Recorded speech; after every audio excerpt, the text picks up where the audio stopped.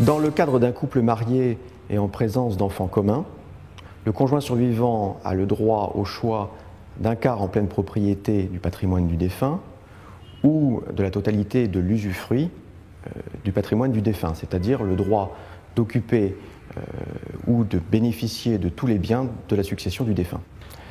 Si les enfants ne sont pas issus du même mariage, le conjoint survivant a le droit à un quart uniquement en pleine propriété. Sans enfants, le conjoint aura le droit à la moitié du patrimoine si les deux parents du défunt sont en vie, ou aux trois quarts si seulement un des deux parents est en vie, ou à la totalité si les deux parents du défunt sont décédés. Sans enfants, toujours et en présence d'un frère ou d'une sœur, le conjoint a le droit à la totalité du patrimoine de la succession, à l'exception de certains biens de famille, une maison de campagne donnée précédemment par les parents. Par ailleurs, le conjoint a un droit temporaire d'habitation d'1 an et gratuit sur le logement du couple, et s'il le demande, il peut bénéficier d'un droit viager, c'est-à-dire le droit d'occuper l'appartement ou la résidence du couple jusqu'à la fin de ses jours.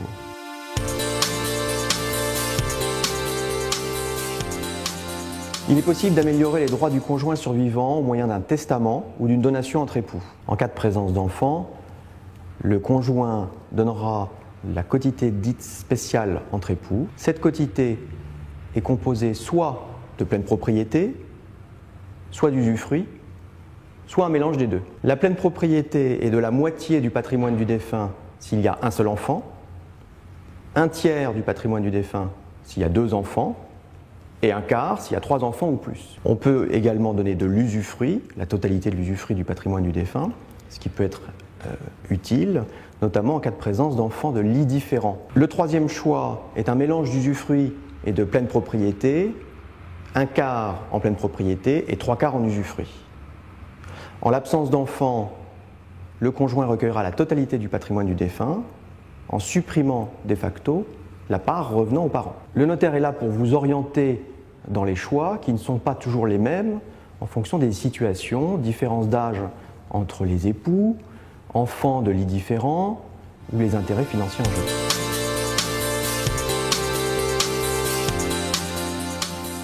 On peut améliorer les droits du conjoint survivant en modifiant le contrat de mariage ou en aménageant des clauses du contrat de mariage. Le contrat de mariage le plus connu est celui de la communauté universelle, avec attribution intégrale de la communauté au conjoint survivant. Cet aménagement permet au conjoint de recueillir la totalité du patrimoine du défunt au jour de son décès.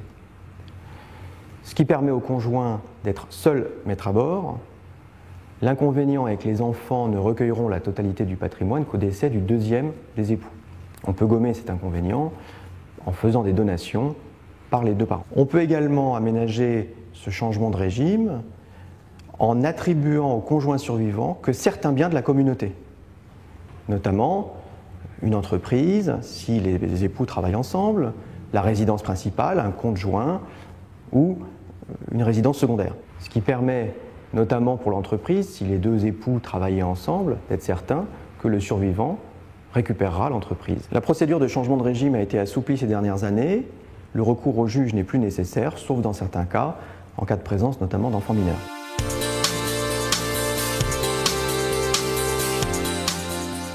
À l'inverse de la donation entre époux qui avantage, le conjoint peut, par un testament, déshériter, s'il le souhaite, son époux ou son épouse.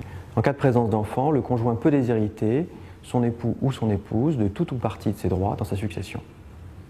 S'il n'y a pas d'enfant, le conjoint est héritier réservataire du quart, c'est-à-dire qu'on ne peut le déshériter à concurrence de ce quart.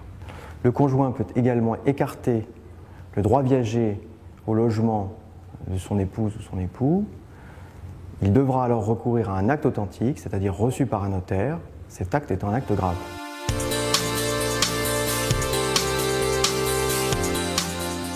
Pour toutes les successions dont les décès sont intervenus depuis le 22 août 2007, il n'y a plus aucun impôt entre époux, et quel que soit le montant de la succession.